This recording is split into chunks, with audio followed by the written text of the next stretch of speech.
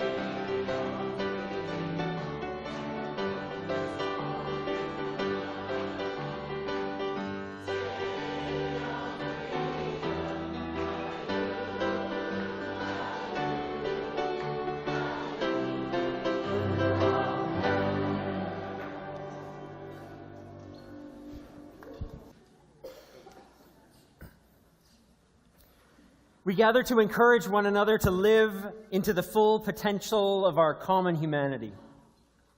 We come to pray, to sing, to ponder, and to celebrate.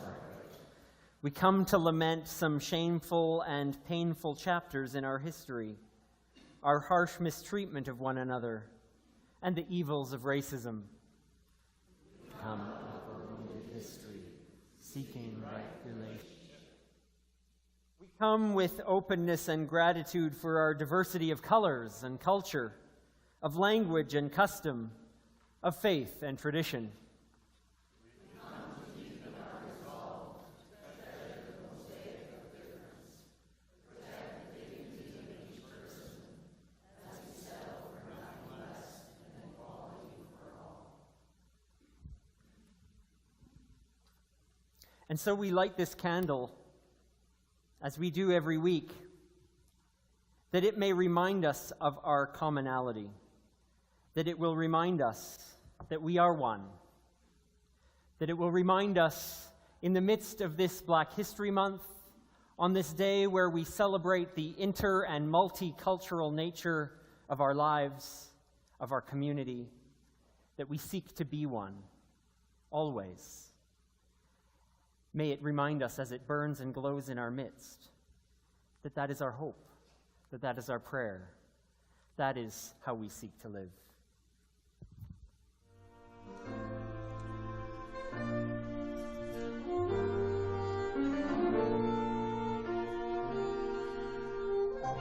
When we walk, when we sleep, when we rise, we are one. When we laugh, when we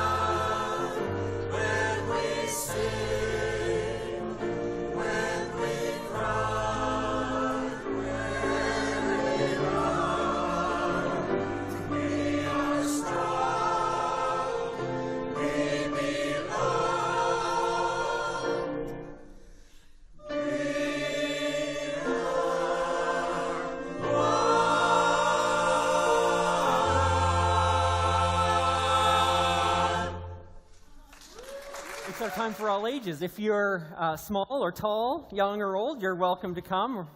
You can also be somewhere in between. Everyone's welcome to come for the time for all ages. Today, I want to talk to you about animals. Does anyone like dogs and cats and things like that here? Only golden-colored dogs are the good ones to have, right? No? Yeah. Sweet. You'll just go with anything I say. That's very good. Very dangerous. I was fibbing. That's not true. What other kind of colored dogs are there? Mm-hmm. Brown. What else? Pink. Golden. What else? Pink. Colored. Gray and black? Pink. Pink dogs. Purple dogs. If they get into trouble. And And have you ever seen ones with spots or stripes or different colors on their chest or their head? Yeah. don't forget the ones that have Dalmatians, white with black spots. Mm-hmm. That's right. What do you want to say? Well, yeah. I saw a cow that had like brown on it and white on it. A cow with brown and white. Yeah. Yeah. There's all different kinds of cows, too. Well, we could talk about that for a long time because it's fun. You know what? Animals are all different. They have different colors. Yeah. And do you know, I want you to hear this. We went to our barn with horses and kitties, and there were black kitties. It was round my round. Oh, perfect. That's perfect. A barn with black kitties. It's great. And horses. And horses, right? I don't forget. Now, we are similar to animals. There's not just one kind of person. There's not just one that is the best. We all are different. And it's important for us to always keep learning that our differences are good and our differences are important. It feels like that I might say that to you a lot, but it's because it's so important. We have to keep learning that, not just with kids, but even as grown-ups. We have to keep learning, oh, those differences are not bad. Those differences are good and important. Differences in the way we look, differences in the way we talk, differences in where we come from. It's also important. It's what makes life very rich and very enjoyable, is that we have different things and we all have different ideas and we look different and we act different. So, I want to tell you about someone that you may have heard of before. His name was Martin Luther King, Jr. He was a very important man that lived in the United States of America quite a few years ago. What did you want to say? He was not an artist. He was actually a minister. He was a preacher. And he was also a person who believed very strongly that everyone, even if they're different, are important. Everyone is important. So I don't have a book to read for you today, but I have some pictures out of a book that was written by his niece. And his niece wanted us to know 6 things about Martin Luther King that were very important. And this is what he said. There's a drawing of Martin Luther King there at the right under the letter A of courage. And he did many things, but all the things he did, he had courage. So one of the things we want to learn about this important person is that we can all have courage to stand up for what's right, to stand up for everyone belonging and everyone having a place. And there's a picture of him in his church. He wore robes and fancy things in his church, which the preachers do. And the second thing that his niece wanted us to know is that he really believed that we should all love our enemies. In fact, Jesus taught us that too. Love your enemies. So don't just love the people in your family or the people that are nice to you, but love everyone. Love everyone. And the third thing she wanted us to know is that it's easy to blame something on one person or to blame something on a group of people, but we shouldn't blame people. We should fight the problem and not the person. We should always try to fight the problems. So if people aren't being kind to people that look different to them, we shouldn't be too upset with them. We should try to solve the problem. Try to find a solution to why that might be happening. So we need to fight the problems. Number 4, when innocent people are hurt, others are inspired to help. If we see people getting hurt, we want to help. And that's so important that we help.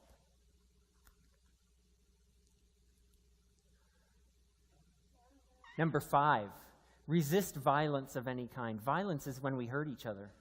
When we hurt each other with words or with our hands or with our weapons.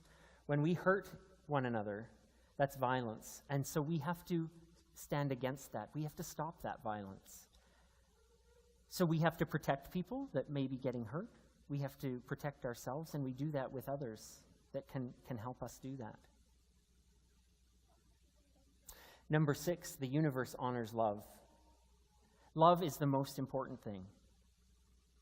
And it's the opposite of all of those things that he talked about, like violence and hatred. So love is the most important. Because love will see us through. I want to show you all one tiny little piece of a speech that Martin Luther King gave. It's probably his very most famous speech of all, and it's just a little tiny piece of it. He's talking about his children. He was a person who had dark skin, and in the United States, when he was alive, those people with dark skin, black people, they were hated many times, and they were discriminated against. And he stood up and spoke against that in a very strong way. He talked about love, and he talked about loving everyone. And in this little piece that he's talking, you hear him talk about his children and what he dreams for the world. So I want us all to watch this. I have a dream that one day on the red hills of Georgia, the sons of former slaves and the sons of former slave owners will be able to sit down together at the table of brotherhood. I have a dream that one day, even the state of Mississippi, a state sweltering with the heat of injustice, sweltering with the heat of oppression, will be transformed into an oasis of freedom and justice. I have a dream that my 4 little children will one day live in a nation where they will not be judged by the color of their skin, but by the content of their character. I have a dream today.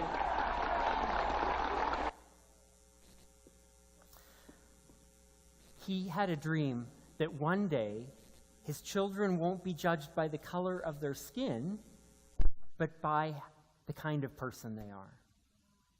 And that's an amazing dream. And I hope that we can all continue to have that dream.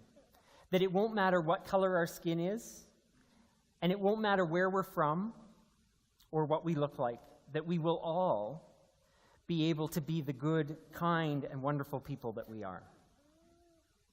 So that's what we can do every day. We can be kind, we can love, all right? It's a great thing to practice even when we go to Kids Spirit.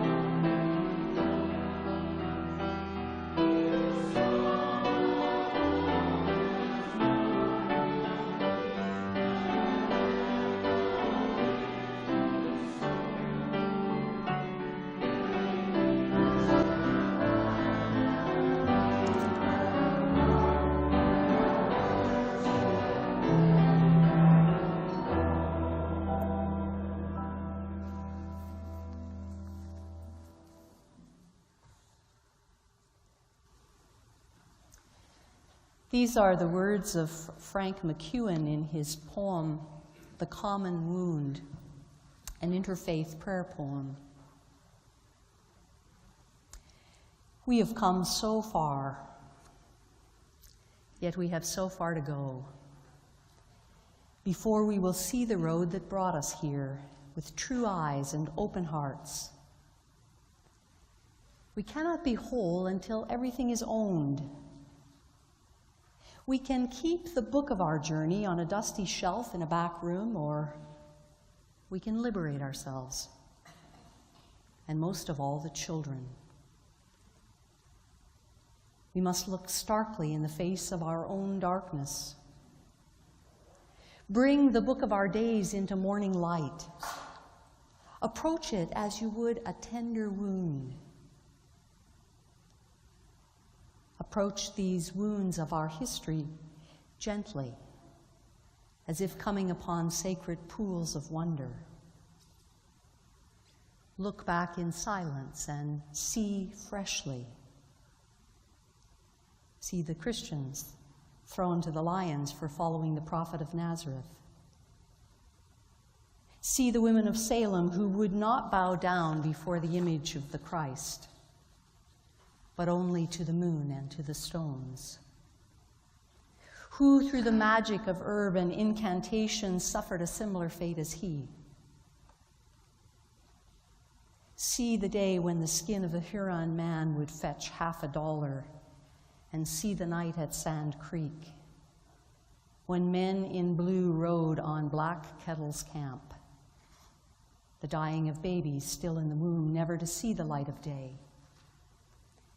See the black man hunched over, picking cotton, the telltale signs of the bullwhips on his back, only to keep going for his dreams of Africa. See the Irish wandering across a soggy landscape, burned from their homes, tongues stained green with the grass of hunger, the sacred earth withholding the harvest. We've come so far, and yet we have so far to go. Close the book of our days for now and return it to rest. Look into the future, the days we have yet to write, for the golden ages ahead, not behind. See the Indian, the Buddhist, the Sufi, the Hindu, the Jew, the Muslim, the pagan witch, the Protestant, the Druid, the Catholic, joining hands and hearts, paying homage to the sacred trees, converging upon a site, coming together in peace, anointing one another with prayer. See a rain of 1,000 days washing away the blood and the hate from different lands. Cleansing Gaza Strip and Northern Ireland, Bosnia and Vietnam, South Central LA and Baghdad, Buchenwald and Hiroshima, cleansing Tiananmen Square and Wounded Knee.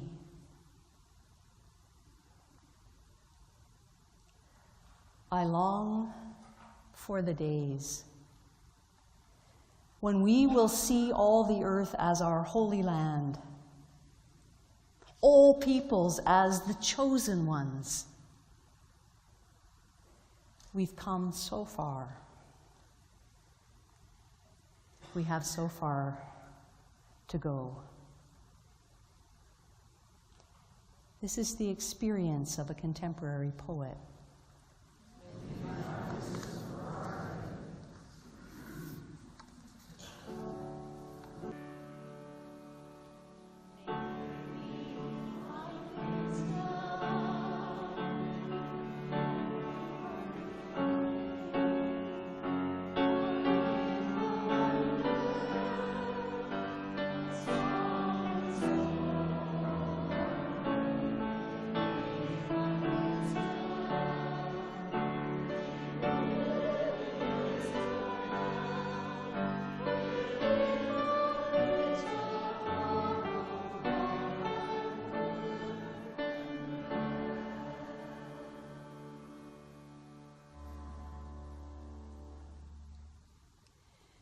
Reading from the sacred text for Jews and Christians in the first book of the Hebrew Scriptures, in that collection of stories that primarily tells the story of one family, Abraham and Sarah, Isaac, Jacob, and Rebekah, we hear this story early in their lives, the story of Abraham and Sarah and their maid Hagar. Now Sarah, Abraham's wife, bore him no children, but she had an Egyptian slave girl whose name was Hagar. So Sarah said to Abraham, "Since I've been prevented from having children, go and into my slave girl that I may obtain children through her." And Abraham listened to the voice of Sarah. So after Abraham had lived 10 years in the land that had been promised to him, Sarah, Abraham's wife, took Hagar, the Egyptian, her slave girl, and gave her to her husband Abraham as a wife. She conceived, and when she saw that she had conceived, she looked with contempt on her mistress. And Sarah said to Abraham, "You're responsible for the wrong I'm suffering. I gave my slave girl to your embrace, and when she saw that she'd conceived, she looked on me with contempt." So Abraham said to Sarah, "Your slave girl is in your power. Do with her as you please." And Sarah treated her harshly, and she ran away. She was found by a spring of water in the wilderness on the way to Shur, on the route leading to Egypt. And the messenger said, "Hagar, slave girl of Sarah, where have you come from? And where are you going?" She said, "I'm running away from my mistress." And the messenger said to her, "Return to your mistress and submit to her." Hagar returned. She had a child. She named the child Ishmael.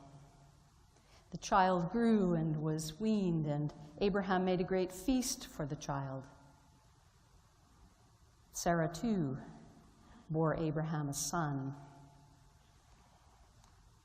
And then she proceeded to say to Abraham, "Cast out the slave woman and her son, because he's not going to inherit along with my son, Isaac." The matter was distressing to Abraham on account of his son.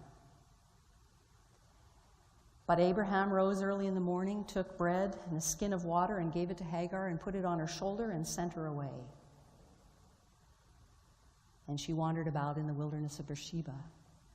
And when the water in the skin was gone, she put the child under a bush. And she went and sat down opposite him a good way off, because she didn't want to look on the death of her child. And she lifted up her voice and she wept. An angel appeared to her and said, "What troubles you, Hagar? Don't be afraid. The voice of the boy has been heard. Come and hold him fast with your hand. I will make a great nation of him." And she opened her eyes, and she saw a well of water. She filled the skin with water, and she gave the boy a drink. And the boy grew up and lived in the wilderness. He became an expert with the bow. He lived in the wilderness of Paran, and his mother got a wife for him from the land of Egypt. This is a tragic tale our tradition tells.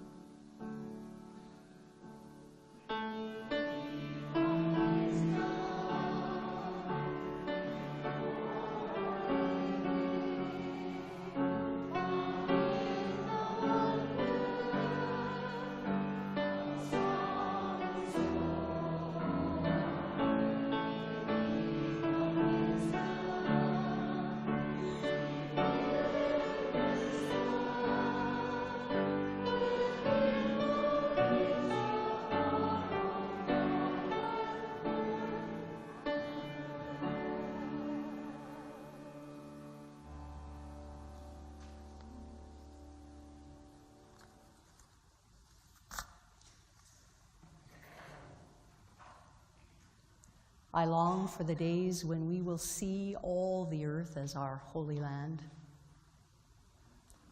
all peoples as the chosen ones. We've come so far. We have so far to go.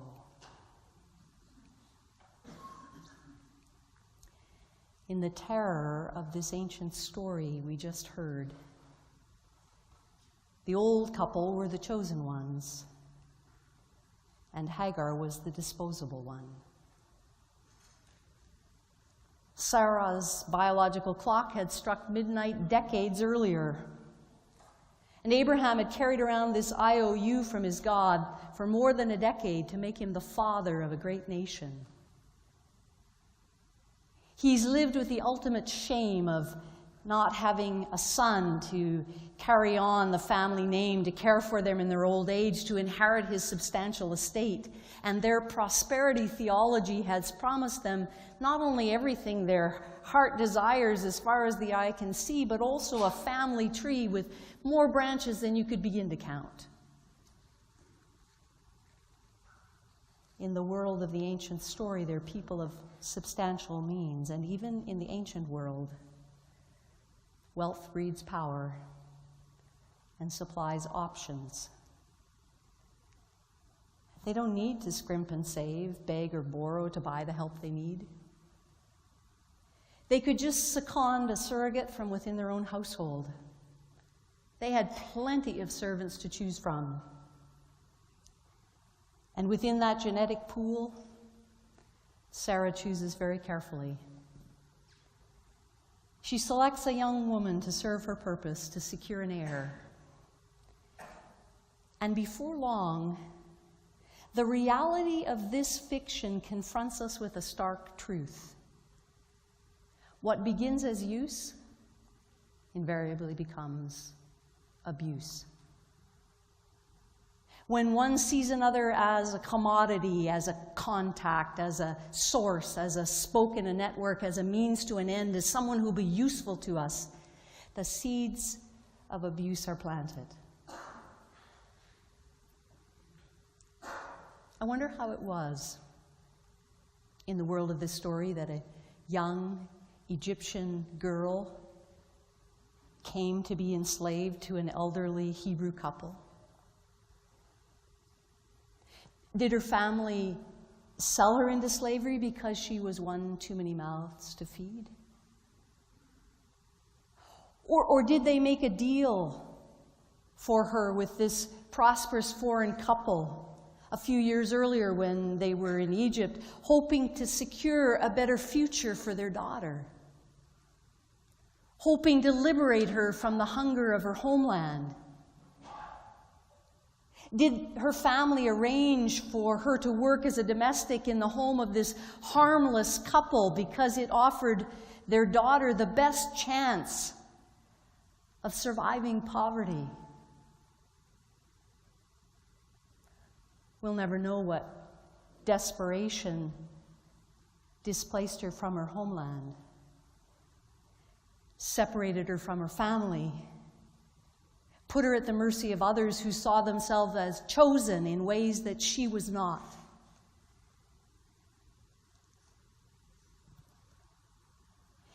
Can we really hear this story and believe that it was a once upon a time story of a woman in the ancient world desperate to survive patriarchy, desperate to survive slavery, desperate to survive poverty, desperate to survive domestic abuse, desperate to survive systemic injustice, desperate to survive violence, desperate to survive racism, desperate to survive the tribal God of the narrative, the God of Abraham and Sarah? Twice in the story, Hagar's desperation drives her into the wilderness. We get the sense when she flees for freedom the first time that maybe she's trying to go home. But what is there for her and for her child in her homeland besides hunger? The storyteller would have us believe that she experiences an epiphany, that an angel sorts her out, talks some sense into her, and counsels her to return to the house of her oppressors and submit to their abuse. What more horrifying words could be spoken than return and submit? How many men and women and children have been oppressed by this storyteller's understanding of God? How many victims have been counseled to put up or shut up, that they've made their bed and now they must lie in it? That they must have done something to deserve the treatment they've received, that they'll be rewarded in the next life, that it's just the way things are, that they have to be more understanding. Try not to make him so angry. Try to stay out of her way. How many people of a color other than white have been made to believe that it's just the way it is? How many spirituals sing of the hope of justice and freedom in the next life because there sure as hell isn't going to be any in this one? How many men and women and children are rejected by the dominant narrative in which their life just doesn't seem to matter? The story wants us to believe that Hagar met the tribal God of Abraham and Sarah, the God of their storyteller in the desert, and did that God's bidding. That she returned to submit to the whims and the wishes of her masters. That she returned to the God that created the whole darn mess by choosing some and rejecting others. The God that has been created by us in our own image and after our own likeness. The God that controls and conspires in everything from crops to conception. But suppose for a moment Hagar didn't return to the house of bondage at the command of some God who started this whole mess by promising to make parents of infertile geriatrics. What if, in this spacious place of freedom, what if in the wilderness Hagar saw what she needed to do to survive? What if in this wilderness she saw a way out of no way, a way to secure a future for her child? And she named that presence she met in the desert, the one who sees. For Hagar, somehow being in that wilderness, in that desolate place, brought an experience of being visible, of seeing and being seen, of being addressed. And she names this experience for herself. She names her own sense of the sacred, and she names this place where she laid claim to her own survival. And somehow empowered by that experience, she brings her child into the world, even within the household of Abraham and Sarah. From her experience in that wilderness, she found a name for her child, and she called him Ishmael, named for the one who hears. Because every time she speaks her child's name, she names her own experience of being heard, of hearing herself, of hearing reality, of hearing her source. She names her affirmation that in the sacredness of being heard, her black life matters, her black child matters. Could she have known, regardless of the narrative, all peoples are chosen and all land is holy? The story tells us that when Sarah had a child of her own, things go from bad to worse. That jealousy breeds hatred, and hatred makes Hagar disposable. The storyteller makes Sarah heartless, Abraham gutless, and their tribal god the one who supports the motion to send Hagar packing. The second time Hagar runs for her life, she meets the celestial world's most insensitive angel. Beyond not being the sharpest pencil in the celestial drawer, if anyone keeps track of stupid questions angels are said to have asked, this one has to make the top 10. Here's Hagar, in the heat of the day, rejected and homeless, in the desert with a young child who's hungry and cranky and hours from dehydration, all out of food and water, and she gets an angel asking her, "Hagar, dear, what's the matter?" What isn't the matter? But despairing for her life, she sees her source. She again sees a way out of no way. She sees a well from which to draw. She sees possibility. She becomes sighted for survival. No God helped her out of this mess. No angel drew water out of the well for her. But she saw what she needed to survive. And then the storyteller drops her like a hot potato and returns to the main event. The storyteller doesn't tell us a single more thing about her, other than that somehow the wilderness became a hospitable place for her and her son. The story only tells us that she lived long enough to see her son become a competent young man and marry a wife from his own people. And then in the world of this story, which was never really her story, she disappears, never to be heard from again. This was never Hagar's story. She's just a sidebar to Abraham and Sarah's success story. In the bias of the storyteller, they get the promised child and she gets the problem child. They get a God promising them the moon and she gets to figure out how to survive on her own. The story gives Abraham and Sarah new names.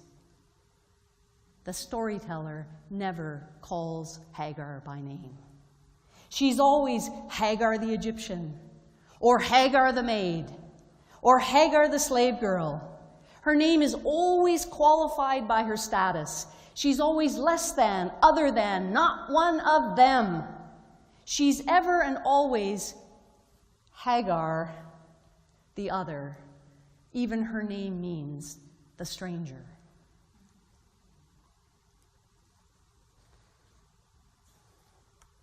We live in a world where Hagar is still trying to survive in the wilderness.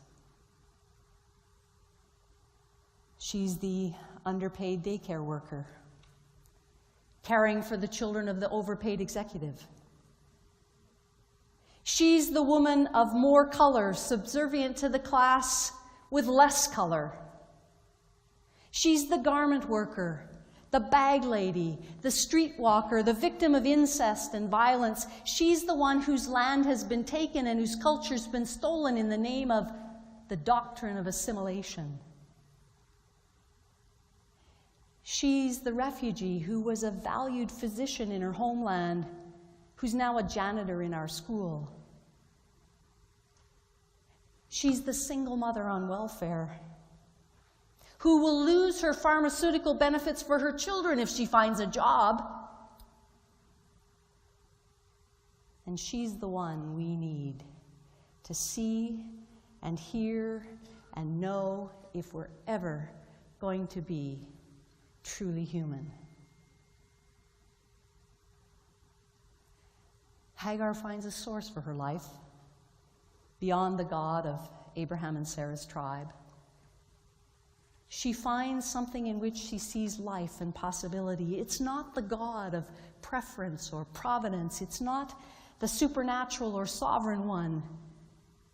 What Hagar finds is liberation from her oppressors. And what she finds is what Abraham and Sarah need as well. What all the oppressors need. To be free from the bondage to the God we have created in our own image and after our own likeness, our dashboard tribal God. The God of our theism has served as ground for hatred, as a basis for superiority, as a claim to land, as legacy, as entitlement to prosperity, as justification for war, as rationale for our standard of living, as the excuse for our refusal to take responsibility for this world and for our lives, and as author of our policies of discrimination and oppression. We long for the days when we will see all the earth as the Holy Land, all people as chosen ones. We've come so far, and we have so far to go. In Kunu, the village where Nelson Mandela grew up, in the rural Black province of the Eastern Cape of South Africa, a part of the country where very few tourists venture, there's a museum honoring Mandela's life. On the day that Dawn and I were there last spring, we were the only visitors there that day, without rich black or brown skin. We were two North American white women in the company of hundreds of grade 11 black youth who were on a field trip to the birthplace of Nelson Mandela to learn about his life and his legacy. As we made our way through this museum with all these eager students, I noticed at one point we were all standing in front of this picture. And we were all reading in our own language the words underneath it. Words that were spoken by Nelson Mandela after the evil of apartheid had begun to be dismantled. And he said, "We've taken the first step of our journey. But the first step of a longer and even more difficult road. For to be free is not merely to cast off one's chains, but to live in a way that respects and embraces the freedom of others. The true test of our devotion to freedom is just beginning. We will only journey beyond racism when we respect and embrace the freedom of others. We'll never be free until we're all free. We'll never be fully human until we treat one another as human, all of us, each of us. We'll never be free until there's only one race, the human race. In this month in which we celebrate Black history, in this time in which we live, in which so many of our brothers and sisters of the Islamic faith are feared, persecuted, this is a time to ask ourselves, how can we live that all may be free?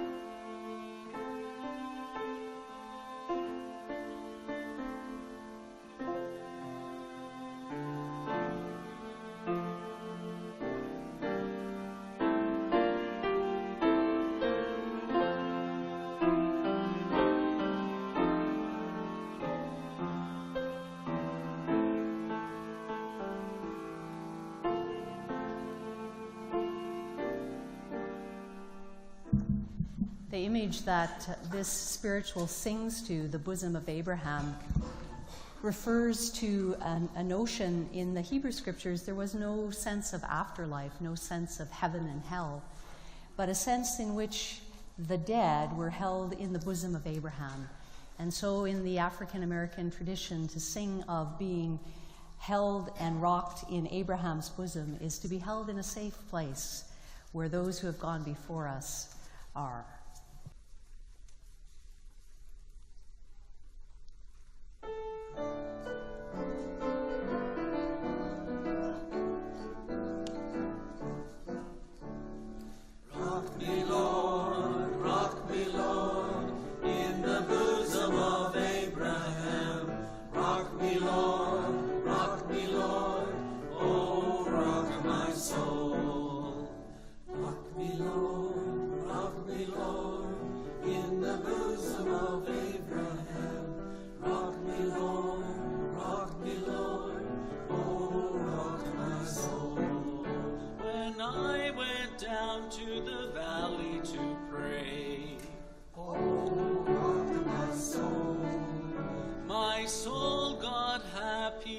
Stayed all day. Oh, rock my soul. Rock me, Lord, in the bosom of Abraham. Rock me, Lord, oh, rock my soul. Rock me, Lord, in the bosom of Abraham. Rock me, Lord, oh, rock my soul. Now when I get up to that heavenly door, oh, rock my soul, I won't have reason to be troubled no more. Oh, rock my soul. Rock my soul in the bosom of Abraham. Rock my soul in the bosom of Abraham. Rock my soul in the bosom of Abraham. Oh, rock my soul. Rock my soul in the bosom of Abraham. Rock my soul in the bosom of Abraham. Rock my soul in the bosom of Abraham. Oh, rock my soul. Rock my soul. Rock me, Lord, in the bosom of Abraham. Rock me, Lord, oh, rock my soul. Rock my soul, oh Lord, rock my soul, oh, rock my soul, oh, rock my soul, oh, rock my soul, rock my soul. Church is not a building, not a set of beliefs, a spiritual community. And together we work to make a difference in the world. I want to thank you for all the ways you give, for the ways you give of your time and your effort, your talents, your energy, and the ways you give of your financial resources to make what we do possible. This is an opportunity to give and also an opportunity to receive as we receive the gift of music and remember something of Black history in Canada.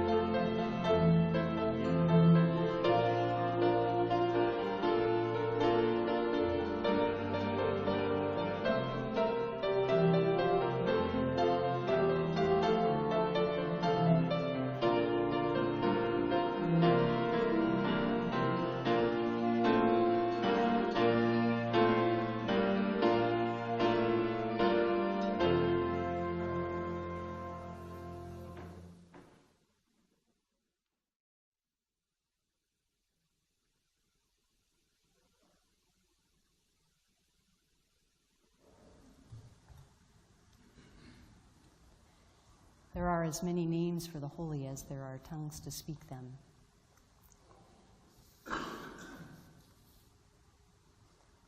And there are as many faces of the sacred as there are eyes to behold them.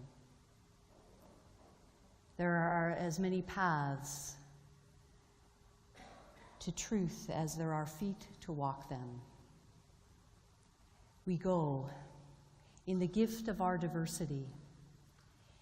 We go in the gift of our many colors and our many names for what we call holy. We go to free one another, to be fully human, to be equal, to be mutual, to be respected, to be trusted, to be chosen.